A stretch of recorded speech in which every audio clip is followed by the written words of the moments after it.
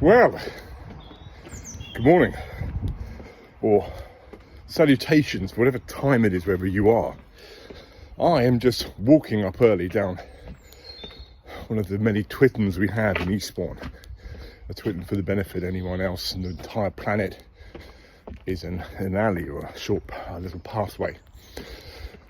Today is the interview, and I'm going to do a podcast with my good friend, lifelong associate, Mr. Keith Gell. Now, I thought I'd just give you an intro to them as I'm walking along. I've known Keith quite a long time. I actually first met Keith at the ripe old age of, I think it was about 8 years old.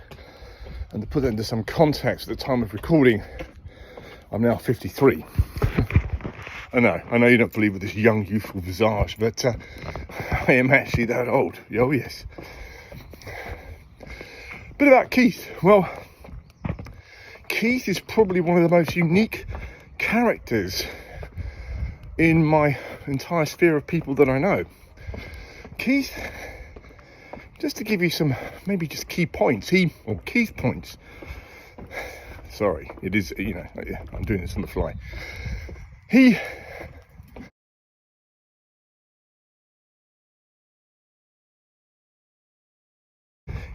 wrote fantasy fiction novels. He stood for Parliament numerous times for different parties, and many times just on his own. Keith came to public speaking classes where we crossed paths again after many years and started working on honing that skill. He has a complex history and has many adventures. If you ever are lucky enough to come across Keith on your journeys, you'll find him often in some semi-meditative space where he's kind of in his own world. He is, and I say this as a compliment to him, an eccentric. He's someone whose mind, you never quite know which way it's going to go. It sort of sat with him and say, and sometimes, and he's actually quite famous for this, with people who know him, he'll just suddenly, right, end of conversation, and he'll just leave the conversation. So I'm hoping that won't happen today during the podcast. It's not done in a malicious way, if you know him. If you didn't know him, you could think it easily was, but it isn't. It's just how his mind works. And I've learnt some of the most fascinating things about life from Keith, and he's oftentimes set in place perhaps seeds of thought that I could expand and grow my own mind on. So I'm looking forward to my meeting with Keith today, perhaps with a slight even edge of trepidation, because you never know what's going to happen with him. And so I'm sure it'll be fascinating. Anyway, straight on with the show. Hello and welcome to the premiere edition of the Vancendental podcast. My name is Jeff Grace, and today we are launching the first of many of these episodes. Hello and welcome to you, wherever you are, whatever you're doing, whatever you're saying, wherever you're being. We hope to meet you, albeit virtually, transvancendentally, and to go through time and space. So that said, we have our first guest here today. Now, before I introduce Keith, I just want to say a little bit about how this came to be. And that is, some time ago, and by some time I mean a very long time ago, when I was about this big, I became self-aware. I had a rather traumatic experience. In fact, my mother thought I was, having some kind of a seizure. And I'll explain to you, hopefully you'll understand, perhaps it may make some sense to you, but what happened to me was I suddenly became aware of my body. I realised that my legs extended out from here, my arms extended out from here, and that somehow, some way, I'm actually in this head. I'm behind these eyes, I'm stuck in this space, and I couldn't get out. We were talking about this earlier. How did I first become aware? What happened was I suddenly felt trapped in my body. I really felt that I was stuck inside this space and I couldn't get out. And I started hopping around in a fetal position like I was possessed, because I felt I cannot get out of this physical body. How old were you? I was I must have been three or four. It's my first earliest experience. Okay. And my mother was panicking, and what happened was I suddenly realised that if I didn't stop this, she was gonna. I realised even that this is really bad. So I thought, okay, I've just got to accept that I'm in here. I'm in this space. I'm stuck in this body, and I've got to live this time of life through it. And that ties into this point now, because years later I did a meditation where I locked myself away for 3 days, and one of the things I really took away from that was that there was many things. I locked myself literally just away for 3 days, totally no communication with the outside world. And I found that of all the things I really wanted to do, my happiest points is when I was interacting with good minds, strong minds, amazing people. Sure. And they're the happiest times of my life. And so I came up with a concept of Vancendental. I want to make it so it can be either here or in my van. Sure. And rather than having it flicking in the background, moving on. But that's still, we have our first guest, Keith. Now, it's meant to be kind of fun. It's meant to be just playful. It's meant to be just interactive. And I can think of few people on earth to help get this off the ground than you, Keith. And I thank you for coming today. Okay. So, it's been an epic journey. Now, I do have an intro for you. You're a man of some considerable computer knowledge, having worked in a variety of fields. You have written fiction novels. You have stood for a variety of political positions, right from local councillor right up to MP. Yeah. You've always been a man on a mission, Keith. Yes. And you've always been a guy, you're notorious for this. You're somebody who just says, now, for the benefit of, we are going to be transcendental now, because it's a case of communicating like we are with you, communicating like with Keith, and we have some really rich interactions. But I've wanted for a long time for the world at large to kind of just get a little taste of this. So this is a learning curve. It always has been. I could just be back in the floor, screaming in my head, trying to get out of my head. It could just be an experience of that. I don't know. I might still be there. This might just be an extension of that.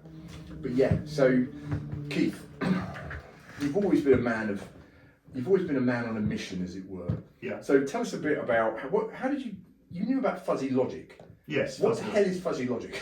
Yeah, fuzzy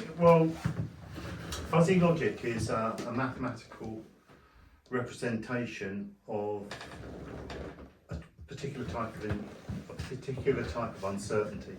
It's where a category doesn't fall into a set with a very defined edge. So things like hotness has a variable edge. So you could say that 55 degrees centigrade is hot and 68 degrees is hotter. Yeah. And 35 degrees isn't that hot. But where do you put the absolute line? And you can't, is the truth. So what you do is you create a particular form of mathematics that allows for a fuzzy edge between sets. This is very useful for control engineering, where you don't have a very good idea of the background model that you need to control the system against. So what you do is you create a model of what you do to control the system as a kind of strategy. And that's very, very useful in control engineering. Not only that, you can actually use exactly the same learning algorithms that you use for neural networks, which is backpropagation. Is that like really sort of getting numbers and the world of numbers and colours overlapping? It sounds to me like you're coming into the world of creativity. Well, no. What it is no. The world of creativity is completely different. I know, because I've only ever done one massively creative thing, in my opinion, which is write my novel, which is a fantasy novel. What's the name of the book? It's called The Telepathy Office. Yeah. And it's the first major creative thing I've done. I think we all do minor creative things, even when we're cooking a dinner or whatever. Yeah. This was the one thing I sat down and I actually tried to be creative, and it is a completely different experience to what you think it's going to be, or what I thought it was going to be. And the reason is that when you learn things, say that you go and you learn A-level physics or something like that, you'd learn about the laws of motion. What you're learning about is how people communicated ideas they already had. They don't tell you how they got to those ideas. Right. And there was, I'm sure that you know the filmmaker David Lynch. I don't actually. I probably know some of his films. I don't know if I know. Blue Velvet. Rings a bell. Rings a bell. Okay, well, I'm a bit of a philosopher on some of the arts. Well, he said very recently, and I in my experience, it's exactly the same thing. He said that you don't come up with ideas, you catch them. Okay. And that's the feeling. I mean, for instance, so let me give you an example. When you're trying to write a story and it's time for one character to have their little say in the story, another character will barge their way in and demand some attention. Okay, and this is this like you've created a pocket universe and with these things? Yeah, it is. It is, but it's as if the ideas exist outside of you. Yeah. Now, this has totally messed up my head recently, and the thing is, it's just not that uncommon. If you actually listen to people who have been creative, they talk about ideas coming from outside them. Our ideas are not our own. No. And that's actually, and so, for instance, with David Lynch, I mean, he was getting this from, I've forgotten the name of the Veda, but it's a very, very ancient Hindu text. Okay. Coming like called the Upanishads. I can't remember. The Upanishads? I don't know if that's Yeah, one of them. that's the one. The Upanishads, yeah. The Upanishads. And it's talking about, we have ourself, which is what you're talking about, your self-awareness, which is the Atma. Okay. And the singular consciousness of the universe, which is, I think it's called the Brahman or the Brahman. Yeah.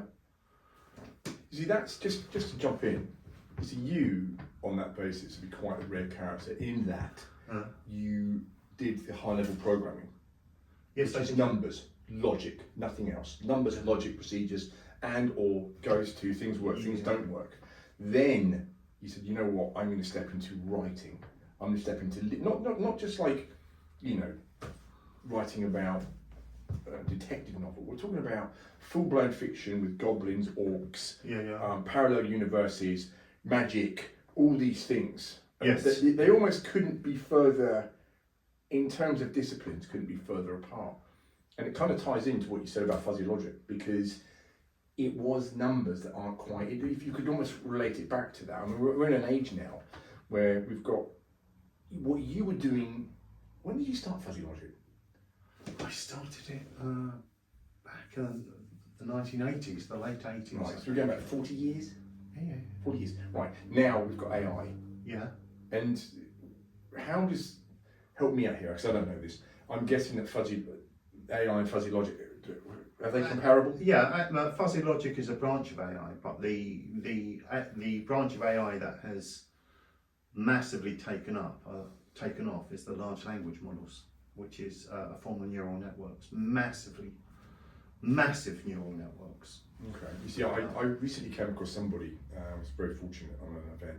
We met a professor from Cambridge. Oh, right, yeah. And he was one of their I don't know, I could look up his name, I could put it on the listing on the podcast, but he enlightened me, and this might tie into what you're saying. A lot of people listening to this might think, what is AI? It seems quite frightening.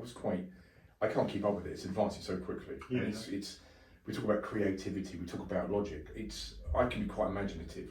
I'm somebody who as a child went outside his body nearly. I'm somebody who comes up with these things. When it comes to AI, I'm almost afraid, because I'm thinking, this thing is evolving so fast, I can't exponentially expand bigger than it is. But recently I had something that gave me some hope, and that was I bumped into a professor from Cambridge, and he said, look, the way it works, as best I can understand it, it constructs a sentence. So if the sentence like, whatever, if you ask the question like, the best way to change a car tyre, right, and then it will say, right, here's what you do. It will construct a sentence, it will then search, it will choose the first letter or the first word of that sentence. It will then look for all the best variables for the next letter in that sentence. Sure. And then it will quickly construct, accessing an immense amount of data to have the best way is to, and it will come up with research, look to your spare tyre, check, it will come up, but it's actually doing an exponential search of its own databases and possibly the internet to formulate that sentence, which to me was it's quite mind-blowing. You know, I thought, wow, it's accessing that amount of data.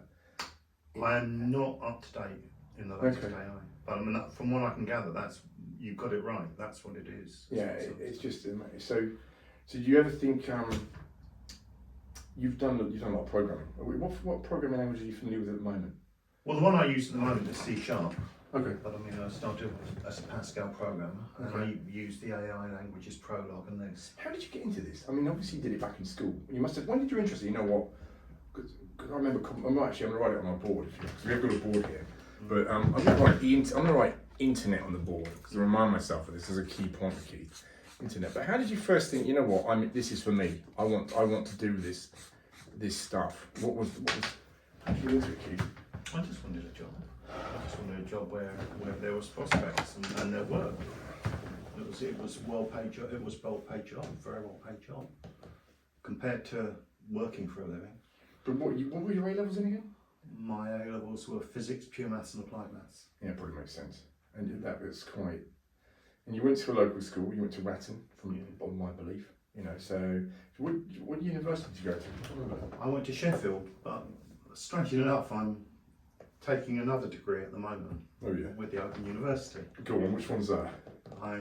Last year I did pure mathematics, and this year I've done physics. And I was going to take a degree in physics, but I had a look at all the modules that they have at the Open University, and some of them are just so interesting, like nanobots. Okay. So I decided to change to something called an open STEM course, which is a little bit of a problem because it's not a named degree, but it effectively allows me the freedom to pick and choose all the different types of modules that I want to build robots. Okay. What with the tiny ones? Nanobots are the tiny ones. Yeah. But what I think was quite interesting about nanobots is that you don't actually need the brain inside the nanobot. All you need is a radio. You can have the brain in the cloud. Yeah, yeah. And so you could have nanobots running around your body, curing you. I never thought of that.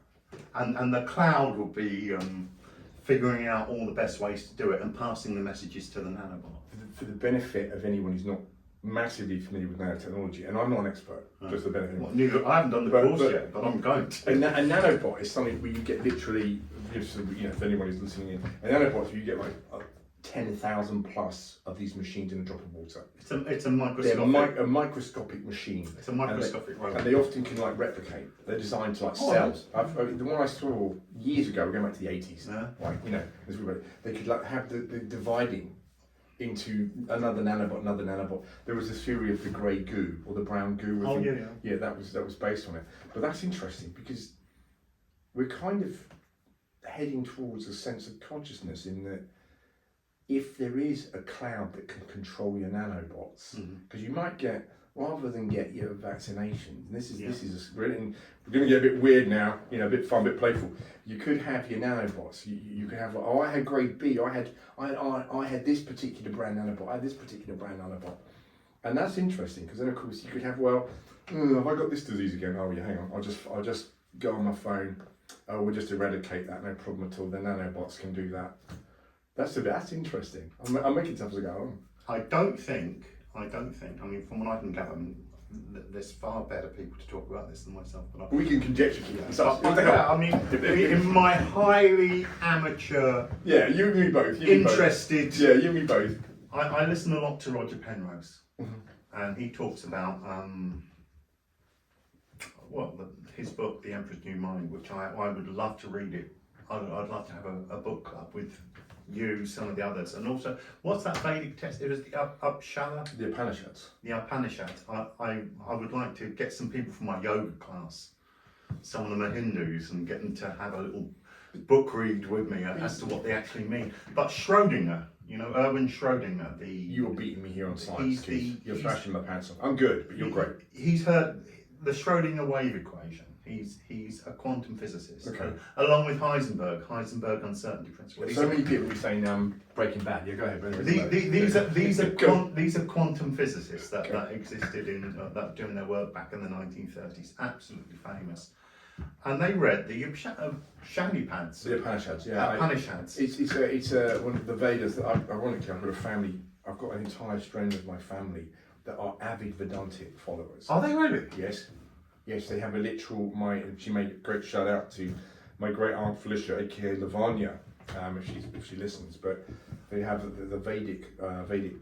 She has some sort of Vedic religious, not like a church, but I guess it would be really in California, Santa Barbara, and they have all kinds going on. But the Vedantic faith is studying there are like Christianity, like Islam, there are offshoots from it.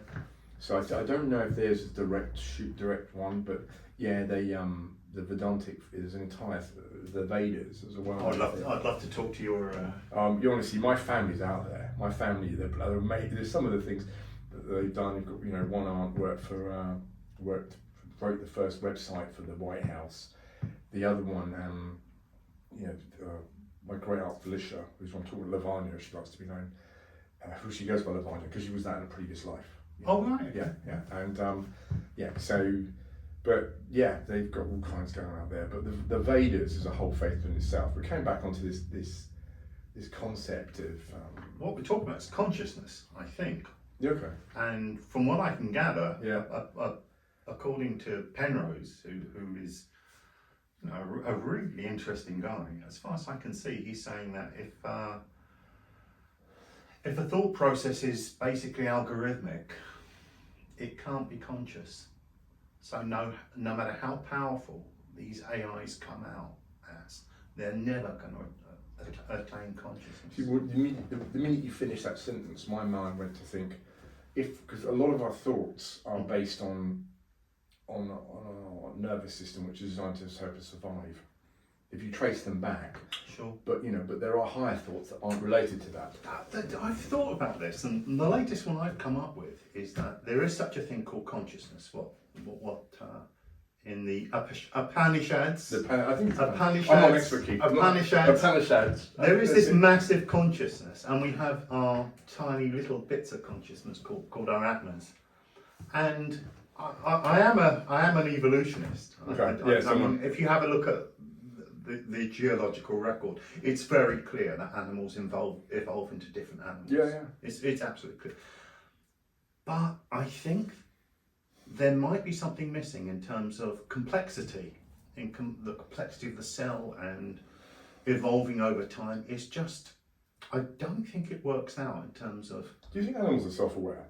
I'm absolutely convinced. In the way that I described earlier, when that experience I had of suddenly becoming overwhelmed with my existence. Do you think? I mean, that might be a bit strong for say. Yes. For a magpie to do.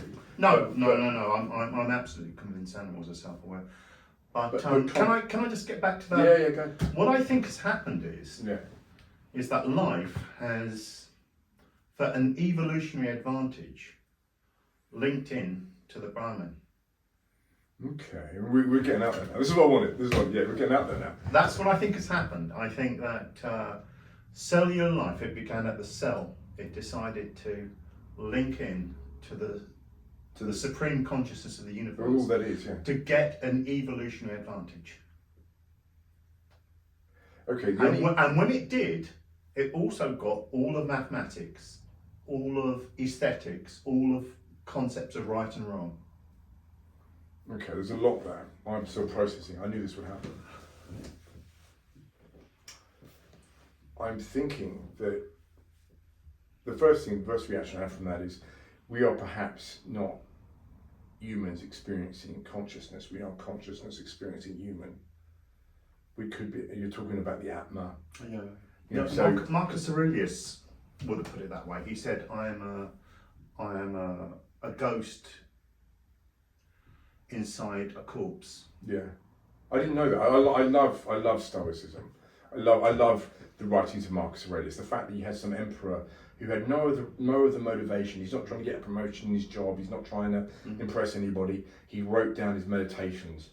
It's just everyone should read that.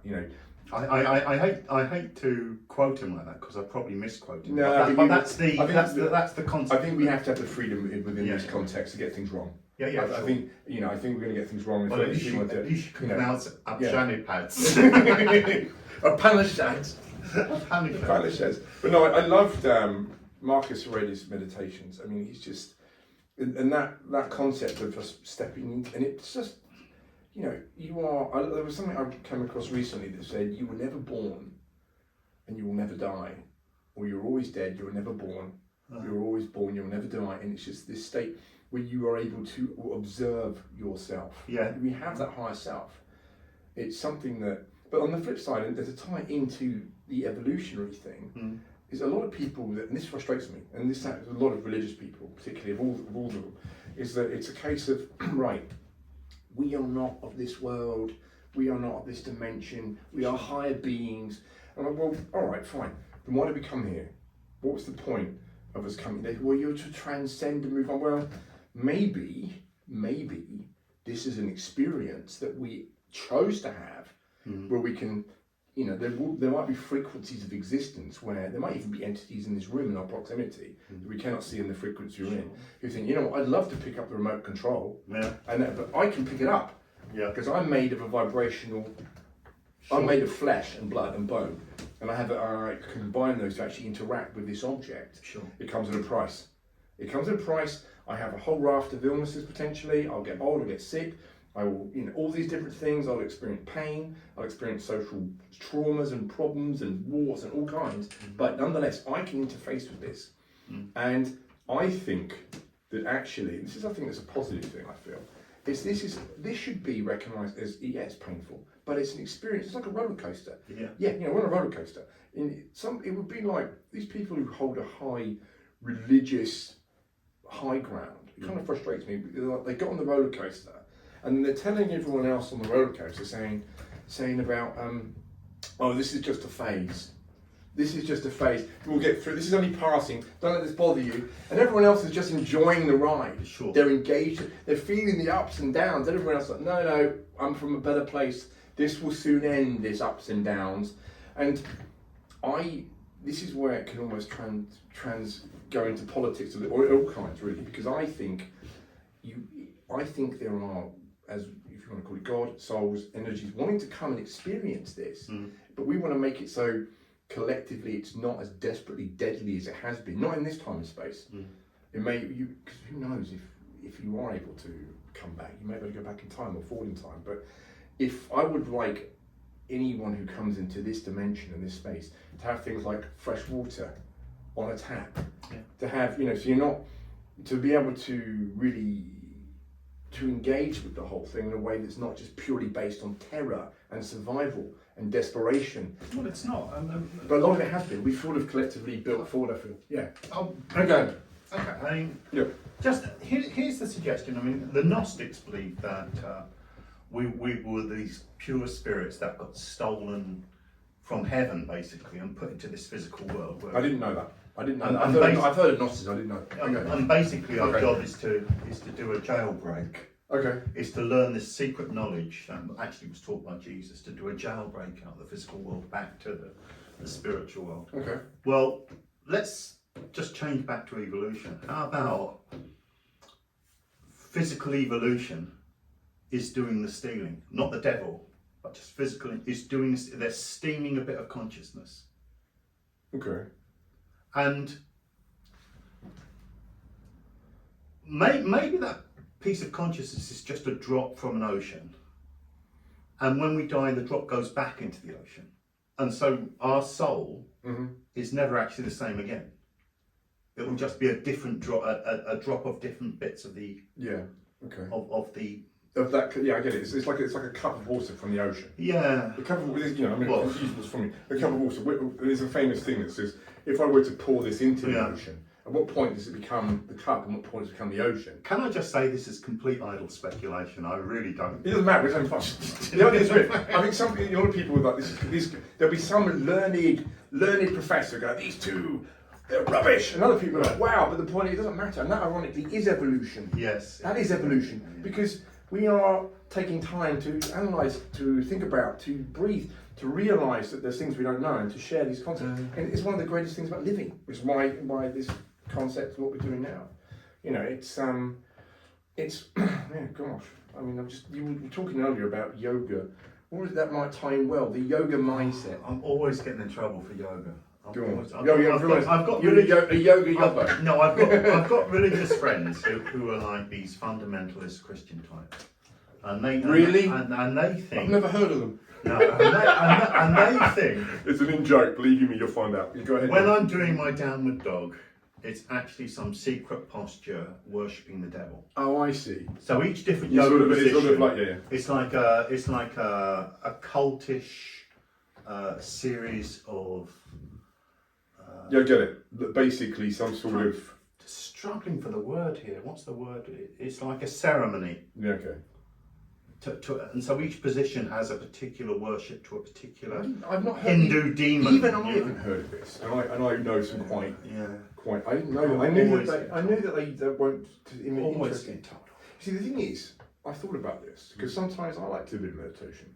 I like to do a bit of breathing. Oh right. I do, yeah. And I thought about this because one thing that that end of Christianity will say is if you empty your mind completely, then things may come in. There are entities that may come in. Oh, right, okay. So the idea is you shouldn't be meditating. That's dangerous. But so they have an aversion to meditation.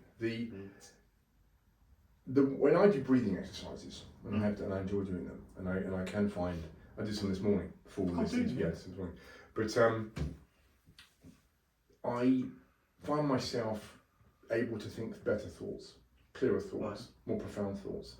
And the way I look at it, you can say, well, okay, you're doing these exercises and things. Well, if I stretch, and you are doing stretches when you do the yoga, if you stretch and your body feels a certain way, and it's not that you should, it's not that you shouldn't stretch because ultimately you're in a physical body. If God says, oh, well, if I stretch my arms out, it feels good, and that feels good. Right. No, oh no, you shouldn't do that. Somehow you're now worshipping the devil. No, what? That's the first I knew about. You shouldn't do that. Somehow worshipping the devil. Worshipping the form. By stretch, whatever it is. To this body has a variety of feelings it can experience, and if I do stretching or breathing that helps me focus to connect back to, I would say, God, I pray. I'll often, rather than doing a mantra, you'll get it over the various podcasts, but my religious journey is quite extreme and unusual, and Keith's been privy to a lot of it. I mean, we could delve into some of it now, but I don't want to, it's probably even controversial for this early stage. I'd like to see you squirm it. You are watching me now. Yes, this is interesting. It's like, and actually this is a great exercise, because we are effectively live. It's cathartic, but people are watching this now. In the future. We're looking back at ourselves in the past. Can I just say that my cat does a downward dog?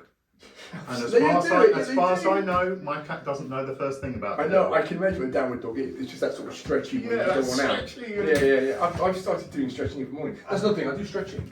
So it's just basic twisting. What point does it become static? Pranic breathing. You were talking about pranic breathing. I've done, I don't know if it's pranic. No, it's that rhythmic breathing is called pranic breathing. Yeah, so I'll tell you what I do. You tell me, you probably know better than I do. So tell me if I'm right. Well, I do breath retention.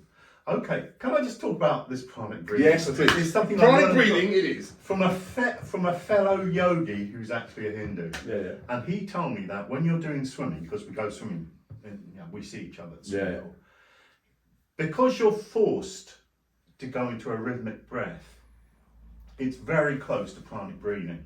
Yeah, it will be. Yeah. So here's the interesting thing: is that when I get ideas for my book, for my creative novels, I tend to get them when I'm swimming. Because you're going into that space. Because you're getting that kind of. Yeah. Because what I did when I was enjoying it, I did two things. One that happened was Wim Hof became big. Oh yeah. Wim Hof became big, and then I went on from that something called Soma breath. Oh yeah. And Soma breath is breath retention, and you do it for so long, and you do a full out breath. Oh yeah. And the concept is, and I think it's quite interesting, is that you are between life and death for that short period. So you have no air in your lungs, you're oxygenating your body, and your life is just, this is the concept, a series of breaths. And then if you pause that, you pause life, and you're taking just a quick interval to reconnect. Sure. And I find that quite empowering. And one thing I certainly struggle with, people even said that I have borderline ADHD. I may have had as a child. I'm not saying it. No, you don't. Yeah, but some people sometimes, it's particularly in this day and age, your mind has to be disciplined to be focused on where you want it to be, and that is, I think, attention. Actually, we talk about evolution. We talk about a whole raft of things. I think we live in an age now where attention is the economy. Attention, where we focus attention, if you control that, I don't think it's ever been under siege like it is now. Right. I think if I got my phone out and we flick through it, it wouldn't be long before there'll be something that's a pure, visceral, attention-grabbing device. And meditation and breathing is a counter to that, I find. It's a counter. I think we're living in an age now where it's almost dangerous, the level of stimulation. It's almost like we've got there's a whole generations coming forward now of people who've known nothing but this excessive, we're on Gen Beta now, 2025, we started Gen Beta. We had Generation Alpha, the Boomers, Gen X, the Millennials. Anyway, but we've got a group of young people now that are just immersed in this, overstimulation. But the focus of attention, coming back to the yogis, coming back to the breathing, coming back to connecting to the divine, that breathing I find really works for me. Do you do it outside swimming? Swimming is what I find the best way. So no, I don't. I use it for swimming, and in fact I don't actually meditate except at the end of a yoga session. When you're how long do you meditate for? 5 minutes. I mean, the idea is you do your yoga exercises. At the end of it, you lie down in a position called the corpse posture, or shavasana, and you just clear your mind. And what's supposed to be happening is that all that sort of body memory is supposed to become ingrained. But I use the same techniques that I used when I learned Transcendental meditation, which brings us back to David Lynch, who loved it. He absolutely, but that's the only time I do it. So I only do tiny amounts here and there, but it kind of works so well within the. How do you find? Honestly, I find it hard. I mean, I find I have the one that works best for me is counting breaths. Right. Otherwise, my consciousness will expand. Go and do 55 minutes yoga. You'll be able to meditate 5 minutes really well. Yeah. Do you think it's like doing hard physical exercise? Because that yes, it is. It's very similar. Yeah, I mean, you've got but I find with yoga it's just more balanced. I mean, you've got the stretching, you've got the balancing, you've got the strength, you've got the whole, and the mindfulness of it. That's what I like about yoga more than say weight training. Weight training is kind of ignore the pain. Yeah. With yoga, it's kind of feel how your muscles, feel your body, and it's so much more mindful. And to my mind, healthier. There's one thing I do want to talk about when I talked about swimming and getting creative ideas when I'm swimming. Because that's actually when I get them. I either get them there or I get them just before I'm falling asleep. Strange, But Charles Darwin. Heard of him? Yeah, he used to basically write for about 3 hours in the morning and do some experimentation, read letters, whatever. And then he would go and take long walks. And it was during that walking he got his ideas. And one time when he was walking, he stood stock still, thinking about some idea to do with evolution. Okay. And a squirrel climbed up him. And he just remained there in total concentration on his idea, while the squirrel just climbed around him, thinking he was a tree. Or some kind. It's interesting. See, we were saying there was, of all people, this jumps massively as we do. Ties in though, is Robert Kennedy. I don't want to get him mixed up because there's a lot of Kennedys, and is it the son or the? No, the one is currently in government in America. I think it's Robert Kennedy. Unbelievably, he says that sometimes the divine God will just hold all the laws in play, just suspend the laws for a fraction of a second, that you might see the truth. It's an interesting theory. Can't prove it, So he says things that happen, like you say, you get these moments, and some would say scientifically, all the way back to fuzzy logic, but is that these things are just random things that could happen, but sometimes they're beyond random. So when Darwin stood in the park and had this moment, he may have had many ideas, but perhaps it wasn't as strongly cemented in as when a squirrel ran up his legs and kind of come out. Because I've never seen that happen. No, have I ever seen that happen to anybody? No, it's a completely bizarre. I may have, but I'm just thinking I may have done. But you see what I'm saying? That it may just be a fraction of the Matrix, which is such a great metaphor. Yeah, I'll tell you what this is reminding me of. It's reminding me of Jung's idea of synchronicity. It's a very similar thing. It's where the laws of physics are suspended. Have you read Jung? I've watched him more on YouTube. I haven't. I tell you what. I've got a good friend of mine, good chap named Paul. He'll probably come on here sometime, hopefully. But Paul, some of the things about Jung, it's actually great. I've got to read more about this man. It's really interesting. I'd love to be able to, and just like some great, podcast and just call off Jung. But some of the stuff he says and does, like this guy was kind of out there. But yeah, it's that. When you break that out, it's like the Matrix analogy ties in again, because anyone who hasn't seen the Matrix series, Now that's Gnosticism, isn't it? We're conscious souls who've been trapped into the Matrix. Yeah, but the thing is, but the Neo was the one. He was the point that somehow it had collapsed on that one point. He was the unsolved part of an unsolvable equation. But there are other people who've taken the pill I've forgotten the blue pill or the red pill. I can't remember. Yeah, the red pill's when you go and see into come out of the Matrix. So he wasn't the first. No, there was multiple, but once again, they cleverly did that to tie into world religious history. Yeah. There were Gnostics in France. They all got butchered by the regular church. They all got murdered. Yeah, that never ceases to amaze me how every particularly the Abrahamic faith. If you take Christianity just on its own. How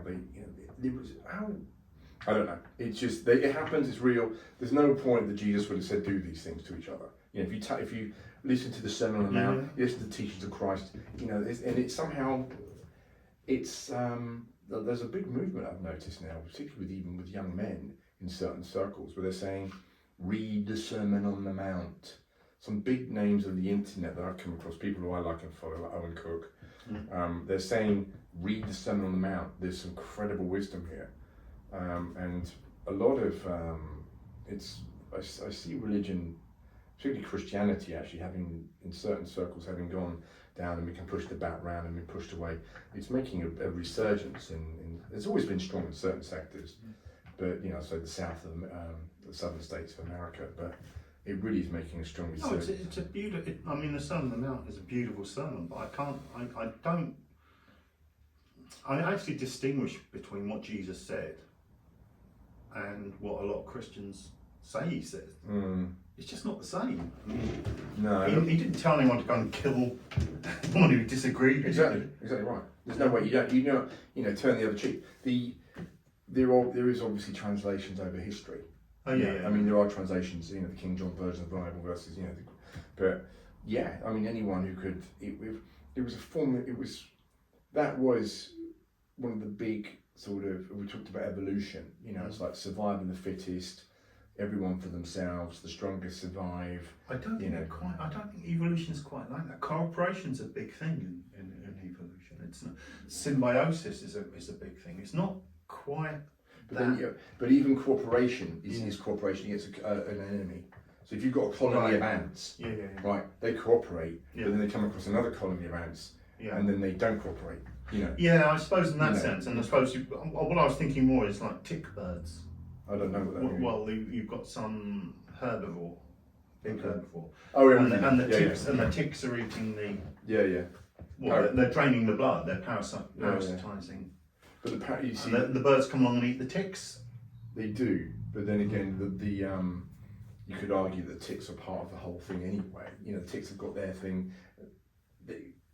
They're an enemy, a communal enemy. I'm kind of on the side of the tick birds and the ungulates trying to get these horrible things off. I agree with you. I'm thinking, God, get rid of those horrible. No, I agree with you, but that's the thing. We have a side. We're choosing a side. We are choosing side. We are choosing side. And the thing is, the bird, the tick, the spider, all of those things are. But yeah, it's often I've kind of forgotten the thread of it, but it's having a team, a group, it just helps evolution and their own survival. I've got to say, there's something I heard. I actually heard it in a church when I went to church. It was decades ago. This man was driving down the road. I think it was the preacher who was telling us this, and he saw this horse galloping up by his car, obviously trying to catch his attention. So he pulls over and he follows the horse, and the horse takes him to a muddy patch where there's a cow giving birth into soft mud. So obviously the calf would die. So the horse knew this, attracted his attention. He went and got the farmer, got the cow out of the mud so that it could give birth safely. So animals do know. They do know good, and many of them actually know right from wrong. Well, that's interesting because, of course, they used to try animals back in medieval times, didn't they? Yeah, but they used to that pig moved in a certain way. But yeah, they did do I that. think they look between life and death as well. I think they know. There's this book I read called The Pillow Book of Shei Shogun or something like that. Some Japanese courtesan, and I think it was the emperor, got upset with a cat and threw him out the palace.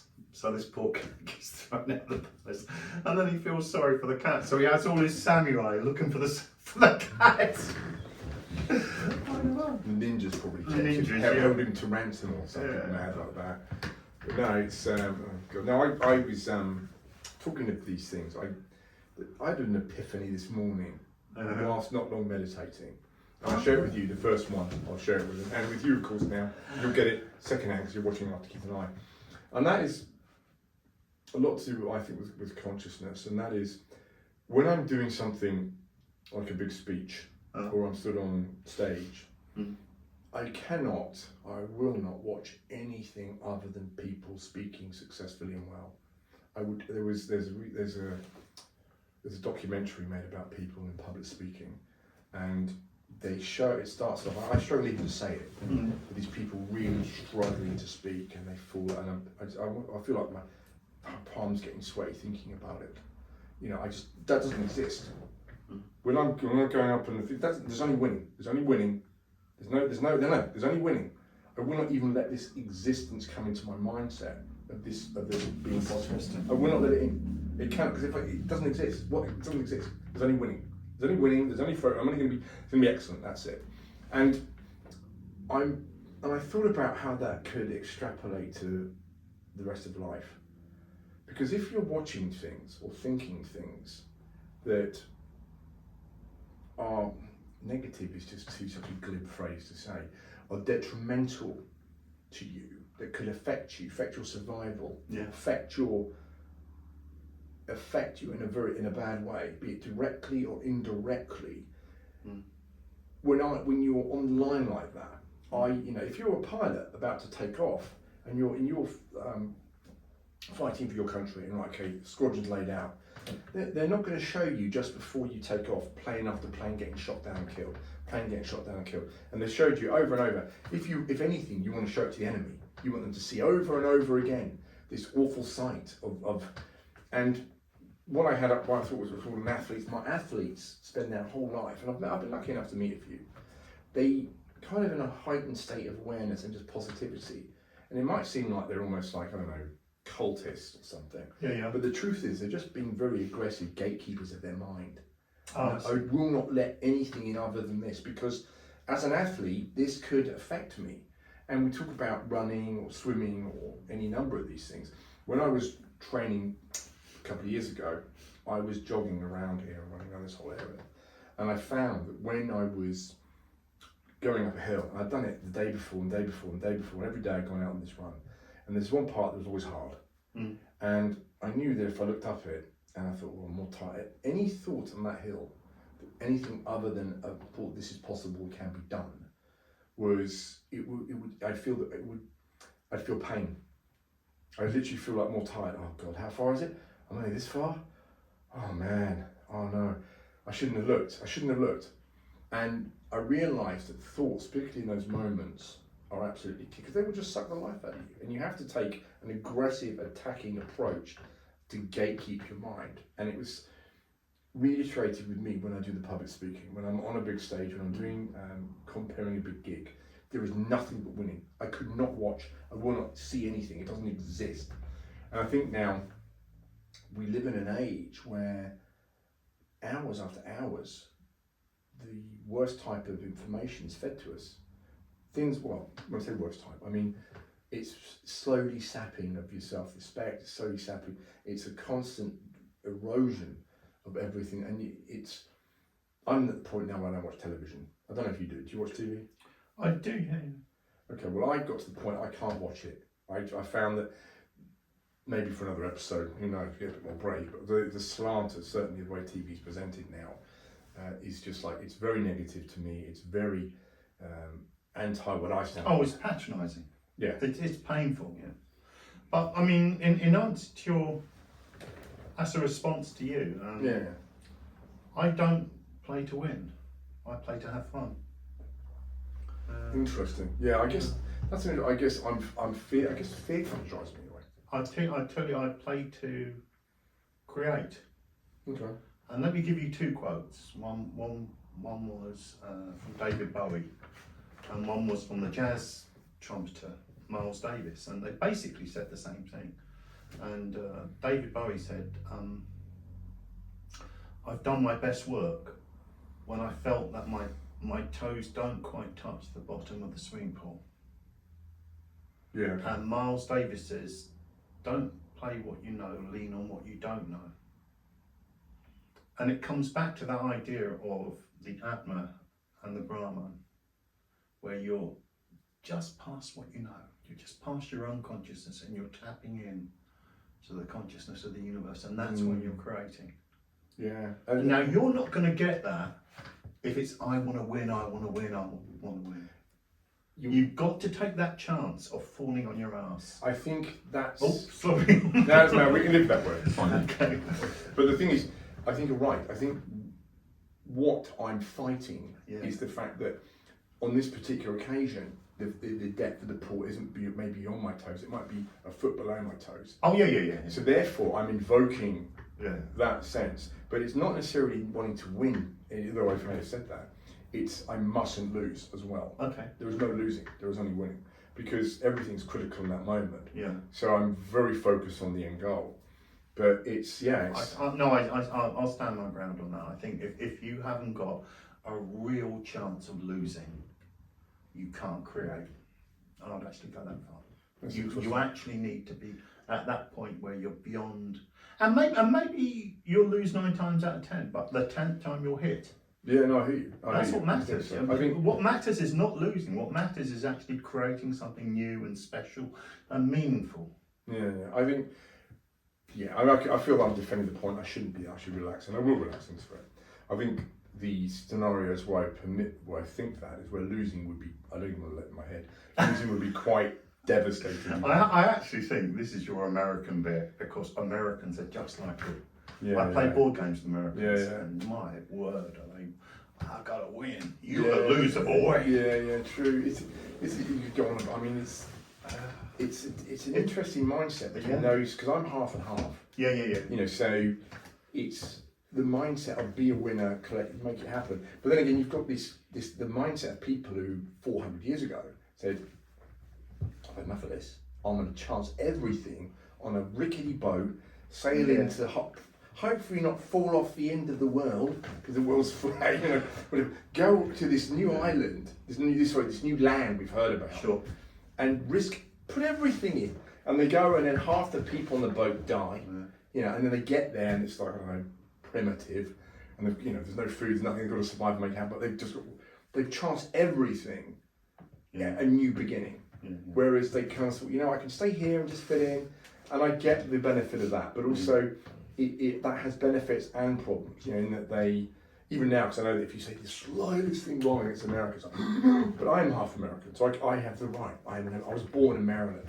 No, it's that very I've got to win at all costs kind of thing, which I actually think sucks the fun out of everything, and the creativity and the beauty. It's a fair point. It's a very black or white. Yeah. And in black and white there is no colour.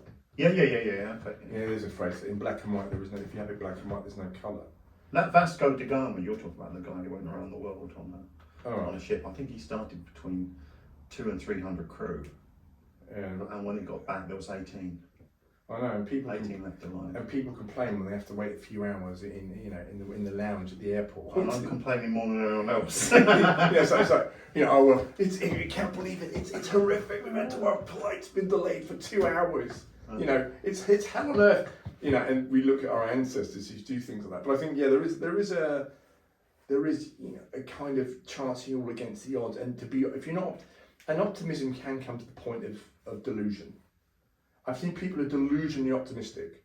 I won't say Americans because I love Americans, some of them are, but they get that here as well. You get this delusional sense of optimism, where I think here's a point. If you're living in a country, if you're hungry and you haven't got anywhere, and you're an orphan in a third world country, and you get up in the morning and you're 9 or whatever, and you've got to make it happen. And if you're not delusionally optimistic and think, I will try every chance to be super positive, make it happen, even borderline criminal activity, whatever it is, you've got to get food, you've got to win. You have to be delusionally optimistic. Yeah, but I actually think this kind of got to win is much more recent than that. I think there were times, certainly my father's generation, where people didn't eat every day. No. And things were very, very poor. But they helped each other out. Yeah. And it wasn't this kind of, I've got to win. I think maybe we're cross purposes a bit here. It's not a case of winning. It's just like, well, this is so critical. I cannot permit. If I said to you, it's the old adage, look in this room and spot everything that's red. And of course, this is a tried test, and everyone has seen this. Do it where you are if you want to do it. But look at the room where you are and count every single thing that's red. You've probably done this before, right? Every single thing that's red. And of course, people will do that. They do it and they come up and they'll say, stop, okay, now tell me everything that's green. And of course, by having that focus on what they want, what they're on, it increases the probability. And I absolutely agree that fear, it doesn't always stifle creativity. I think actually, because it goes back to what you're saying about being out of your depth. You want to take that little bit of a chance, that little bit of a. You need to have that. So you need to have done all the work. You need to have learned how to play the guitar, or to swim, or what have you, or to swim, or whatever. Yeah. You need to have done everything. Yeah. But then you just need to push it that little bit past what you are. Because that actually ties into, I think, one of the highest things I think that's why we admire heroes so much. I think people who step into that space, particularly publicly, if they did it as leading a battle or on television, or they do it and they step into that space and they come out a winner, but they are pushing beyond what they thought was possible. And you get these daredevils like Evel Knievel, or people doing mad things, and people somehow worship this act. Whether it's skydiving, deep sea diving, martial arts, people who push into this end fear. And I think the Greeks had this. I think the Greeks had something along the lines of, if you do great deeds, you will never die, because you will have fame on the lips of men. So if you take the infamous battle, the 300, Leonidas is still talked about we just talked about, to this day. He never dies in consciousness but pushing into that edge, going beyond what you think is possible, is where you start stepping in. They've talked about this, is kind of where it's at. I don't know if everyone still does that still.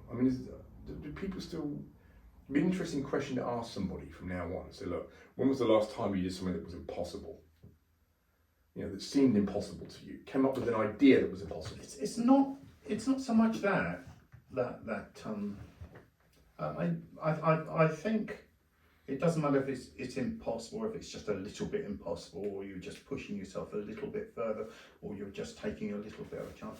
I think what I don't like about narcissists, and I met a couple, and I really don't want to mention the names or anything like that. No. One of them, the last words I said to him was, it's like talking to an algorithm. It's because they're so conscious about being that little bit better, or what have you, or winning, or what have you.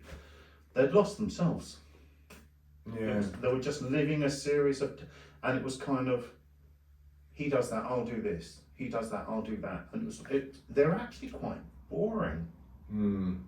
And it reminds me, there's a quote called "The Banality of Evil." That is that they lack any kind of excitement or originality, or they're dull. Yeah, sure. I think it's a trade-off. I think what happens to a lot of people. I mean, I know some people who. Oh, sure. You can't go running around No, getting out your depth every minute of the day. Of course not. No. But you have to take time to recognise it. I mean, there is a comfort, say, to doing a simple job. Yeah. A repetitive, simple job, and I've done that in the past. I've worked as a cleaner. I worked as a cleaner every morning. I used to go clean the cinema. I did it for about 2.5 years, and we worked from. I think we arrived about 6:45, and we did an hour and a half every day. But you are stagnated. But you can see how, unless you take the spark of actually, I'm going to break free of this. You can. There's a comfort to it, and you could argue to a point that if you're doing that, and your family's doing that, and your friends are doing that, and then as long as you get some time to actually look to just maybe enjoy the family circle, just enjoy the company, but there comes a point where unless you're pushing ahead, sadly that will end. I mean, that's almost a form of evolution. By that I mean this: there are no jobs for life anymore. People in the past could have worked a simple job their whole life if they wanted to. And it's a dangerous trap, because people who are more entrepreneurial, more ambitious, know that things are constantly in flux and they have to change and find new ways of doing things. So things that, there is comfort in just simple repetition, in having that simple output, but it's a form of survival. Okay, well look, my needs are met. I don't want to expend any energy, because one thing that's true that in evolution, animals that waste energy don't last long. If you waste energy too much, so you just, my needs are met, I've got my calories, I've got my comfort, I've got my roof over my head, there are no predators about to kill me, I can just repeat this every day. Which if we'd done that, we'd still be living as hunter-gatherers. But somewhere along the line, somebody said, I want something more, and I'm prepared to take risks and push into that risk to do it, and be creative to do it, and then one day they're inventing AI. We could take a break if you want, Keith, or do you want to keep some? Take a break. No worries, take a break. We'll see you in part 2. Catch you then. And we are back, and this time we are charged with caffeine. And can you hear me? I think I can hear you. Okay. I'm sure we can hear each other. It should be on. If not, we can do it again. Now, I'm going to select my coffee, Keith, and I'm going to put a question to you. It's going to be a question. It's going to be a question, but also a concept I want you to enjoy and embrace. I'm going to select my coffee. It's this.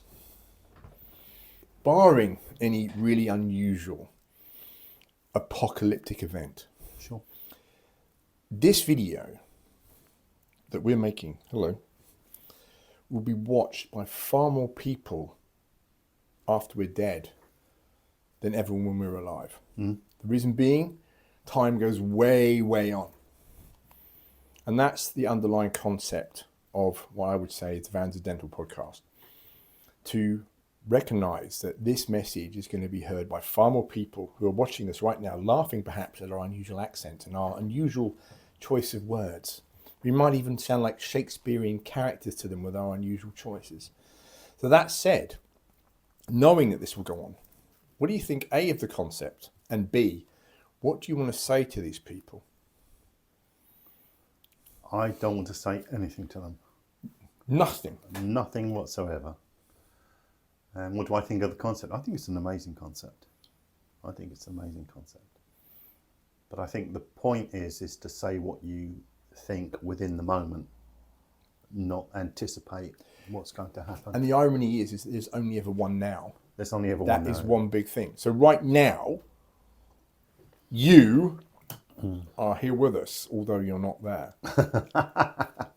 It's a strange one. It's a strange one. We're here. Here with you. I can't even see it. I can't even see people looking back at me. But the thing is also there are people now who are alive, and we are now alive. Now that's an interesting. But they're now alive, And now they're alive. We're now alive. Isn't that strange? Isn't that amazing how we can connect like that? People watching us as pixels wherever they are. I think that's pretty much, I mean, we've had a fantastic first session. I've conveyed pretty much everything I want to do. I've learned an incredible amount, as I always do with you every time we ever meet, Keith. Right. And just in closing, I just want to thank you so much for coming and joining the podcast today. I know this will be one of many, and I look forward to working with you again. And that said, Keith, and wherever you are, whatever you're doing, I don't care. I want you to, in real time, right now, applaud, slap your thigh, bang something together in applause, and thank our guest today. And if you're on YouTube, please like and subscribe. Oh, yes. That said, till next time. We'll see you then. Thank you so much. This is Jeff Grace, the Vancendental podcast. See you soon.